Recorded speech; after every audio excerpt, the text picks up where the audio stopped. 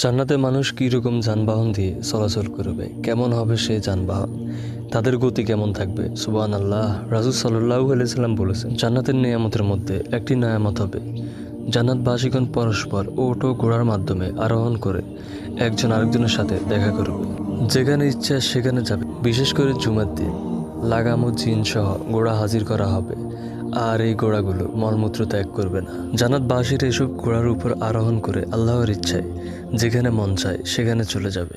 প্রিয় নবী রাসূল সাল্লাল্লাহু আলাইহি সাল্লাম বলেছেন, জান্নাতে একটি বিশাল গাছ রয়েছে, যার উপরের অংশ থেকে জান্নাতীদের জন্য পরিধানের পোশাক বের হবে, আর নিচের দিক থেকে সোনার ধূসর রঙের ঘোড়া বের হবে। আল্লাহু আকবার। আর ঘোড়াগুলোর লাগাম হবে ইয়াকুত মুক্তা। এই ঘোড়াগুলোর থাকবে ডানা। এই ডানাগুলো তত দূর পর্যন্ত বিস্তৃত হবে যত দূর পর্যন্ত দৃষ্টি যাবে। আপনি গাছপালাবিহীন কোনো দিকে তাকালে যত দূর পর্যন্ত দেখতে পাবেন, ঘোড়াগুলোর ডানা ঠিক তত বড় হবে। আমরা কেন দুনিয়ার মায়া জালে পড়ে এত বড় নেয়ামত হারাবো? আজ আমরা সবাই শপথ করি, মনের উপর যত ভবিষ্যৎ টেনশন আসুক, পারিবারিক টেনশন আসুক, আমরা জান্নাতে যাওয়ার জন্য সর্বোচ্চ চেষ্টা করব। বাকিটা আল্লাহ তাআলা সহজ করে দেবেন।